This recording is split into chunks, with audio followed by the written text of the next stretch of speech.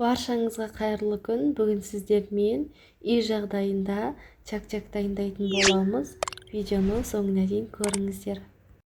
Ол үшін ең алдымен 4 жұмыртқамызға 1 шай қасық тұз, жарты шай қасық ас содасын салып, жақсылап араластырамыз.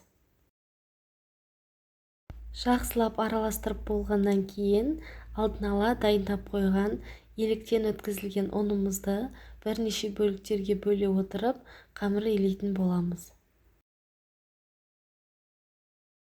Қамырына ешқандай су және де сүт қосылмайды, тек осы жұмыртқаға илейтін боламыз.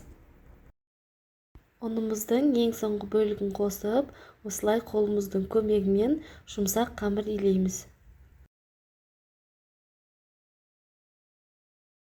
Міне біз қамырды илеп болдық, дайын болды.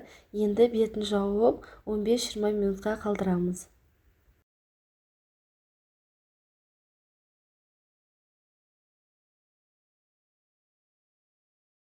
Он 15-20 минут уақыт өткеннен кейін қамырымызды алып, осылай екі бөлікке бөлеміз.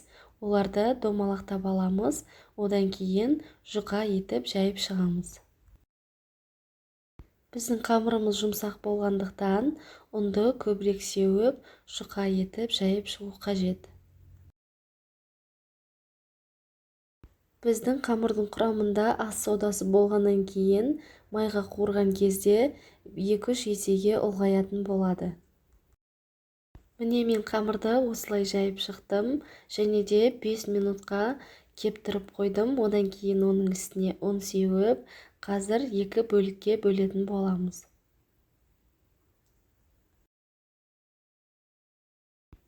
Мен ішіне ұнды кішкене көбірек септім. Кескен кезде, яғни біздің чак-чактарымызды кескен кезде арасы жабысып қалмайтын болады және де оңай ашылады.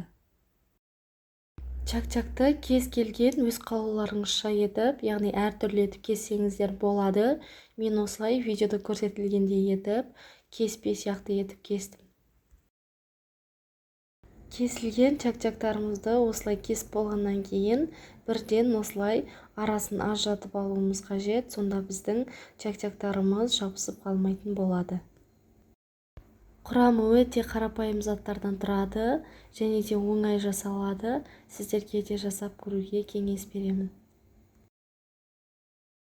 Енді дайын болған чак-чактарымызды қызып тұрған майда осылай араластыра отырып қуырып алатын боламыз.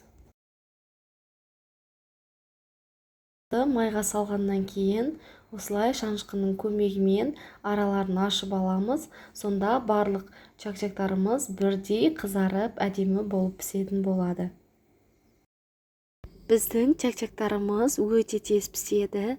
Сондықтан да міндетті түрде араластыра отырып пісіруіміз қажет. Сонда барлығы біркелкі әдемі болып шығатын болады. Енді қалған чак-чактарымызды да дәл солай пісіріп аламыз. Өте ұзақ қуырудың қажеті жоқ, әйтпесе күйіп кетуі мүмкін. Міне осымен біздің чак-чактарымыз осылай болып пісіп шықты. Енді өзімізге ыңғайлы үлкенірек ыдысқа салып, оның үстінен 1,5 банка сгущенка құятын боламыз. Егер сгущенканы ұнатпайтын болсаңыздар, чак-чакқа арнайы балды сироп дайындасаңыздар болады. Біздің отбасымызға осы сгущенкамен ұнайтын болғандықтан мен осылай дайындадым. Осымен біздің чак-чактарымыз дайын болды.